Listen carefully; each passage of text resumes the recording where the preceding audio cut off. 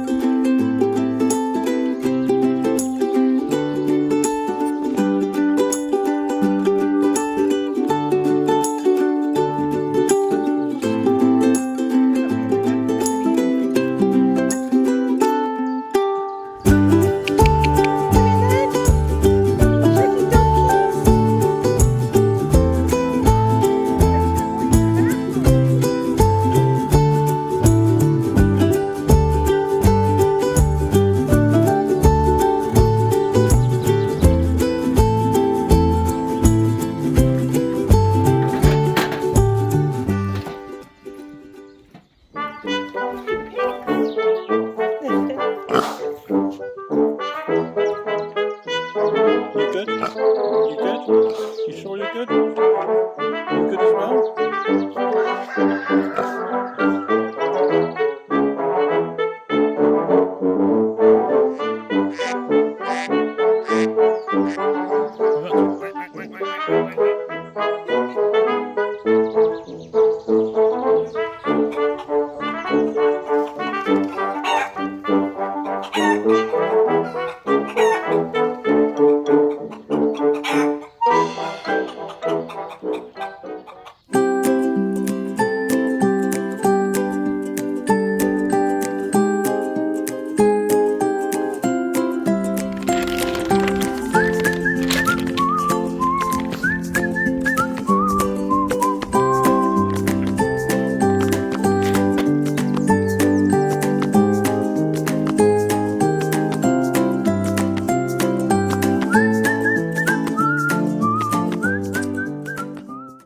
We are back from collecting the horse muck, and all of these bags have gone into this raised bed and that raised bed, and we'll still need that much times 4, so we'll need to go back 4 more times to have enough.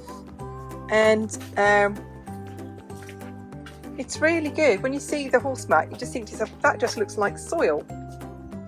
This just looks like sod. There's a few bits of straw left in it.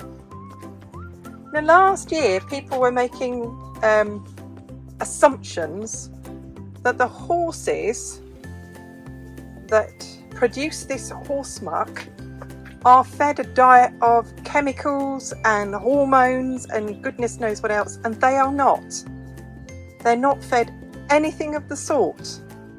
They eat grass, they eat hay, they eat something called mash. There's nothing in it that's going to come out of their poo and into my food. It's about as organic as you're going to get. So there's the beds in here, and this year you can see we've put the greenhouse on concrete because last year we had such problems with mice and voles digging their way in. So at least whatever I grow in here has a chance of not being nibbled by mice or anything else, but that remains to be seen. So there it is, the first load of horse muck in, and I've still got lots of work to do outside, but as it's a dry day, I'm going to go and cut the grass.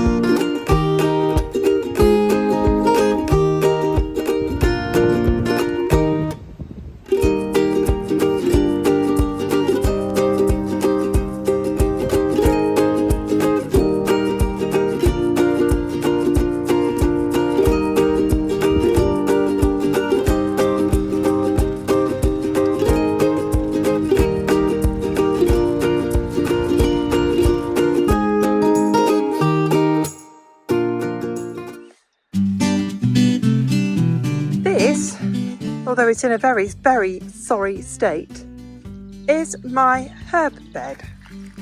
I've got rosemary, I've got a bit of mint, more mint here, parsley and sage, and mostly weeds.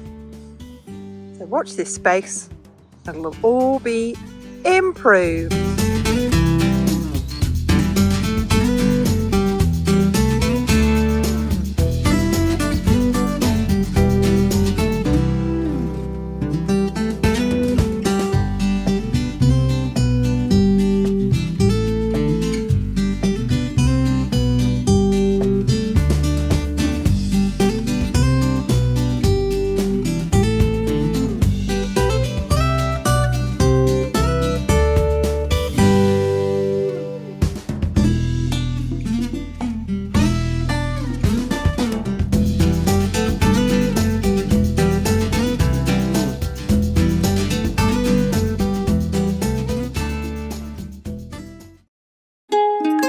Although it looks just like regular garden soil, is actually very well composted horse manure, and it's got to the stage where I can promise you it's got no horse muck smell at all about it.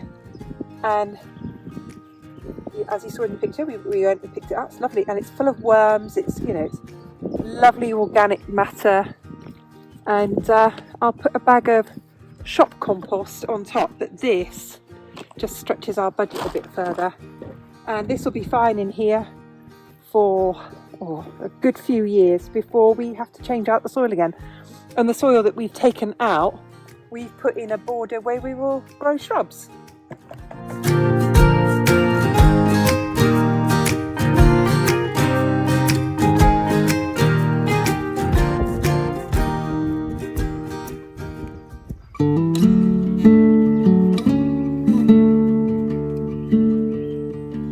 Well, good workout today. I have moved the second lot of horse muck. So we've been twice now to pick up horse muck.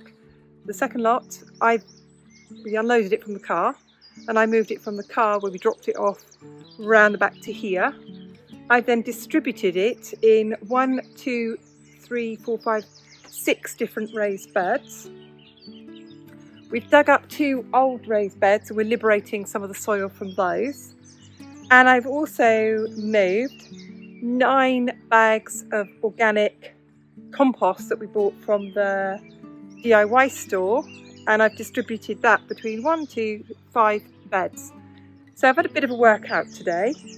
It seems really good compost. We're adding to the soil and the compost each year now, so it's getting better each year, and I'm getting ready for the different beds. This one is going to be for runner beans. This one is going to be for beetroots, courgettes and salad. That one, the long one there, is going to be for potatoes, and inside the greenhouse will be for tomatoes, chilies, peppers, and what have I missed out? I'm going to try again to grow aubergines, because I tried last year, but I didn't have a lot of success. I don't think the soil was deep enough, and I definitely didn't have the right moisture. So if you grow aubergines successfully in Brittany, in France, you know, if you live somewhere like Italy, or you live somewhere with a Mediterranean climate, don't tell me what you do there. Tell me what you do to grow aubergines successfully here in Brittany in France, or maybe in the south of the UK, similar climate. So let me know if you grow them. So the next thing I will do is finish raking out the compost, and I've got some beetroot that I can get into the soil, and that'll be the first thing that I will actually get planted.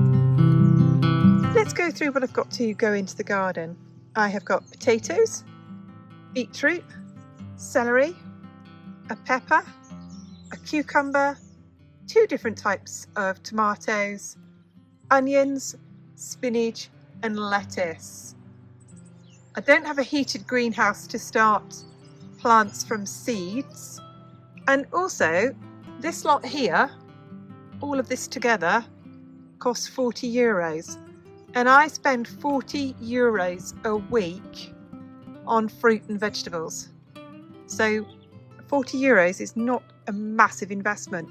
The beetroot will be pickled, tomatoes will be canned, onions will be dried, spinach and lettuce will eat all summer, and the peppers and cucumbers will eat all summer, and the celery, if I have any luck with it this year, it gets used in just about everything.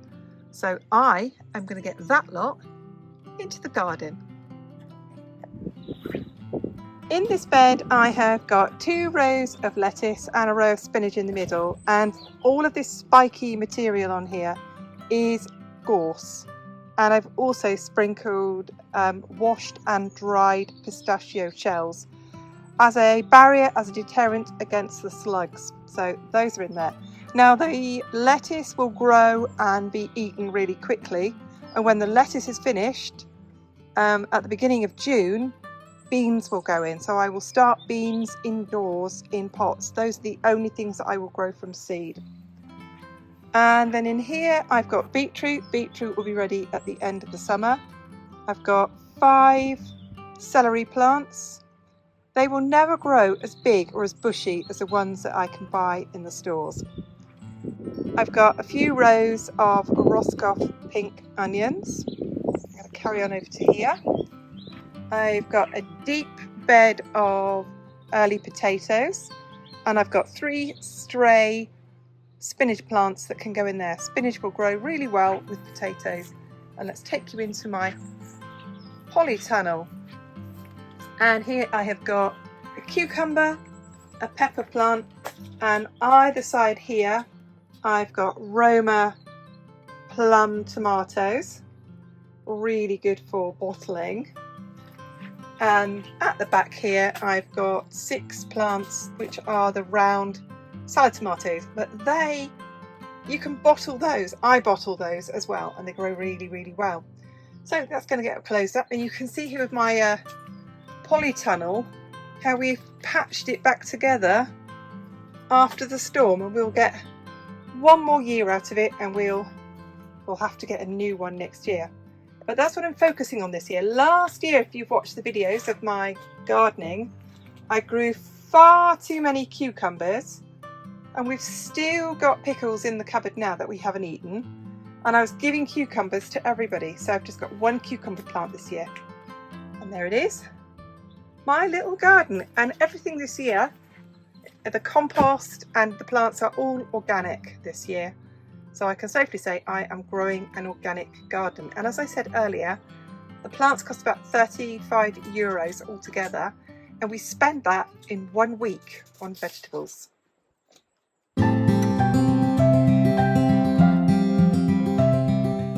Thank you so much for watching. Thank you for all your comments, and thank you to all subscribers, old and new.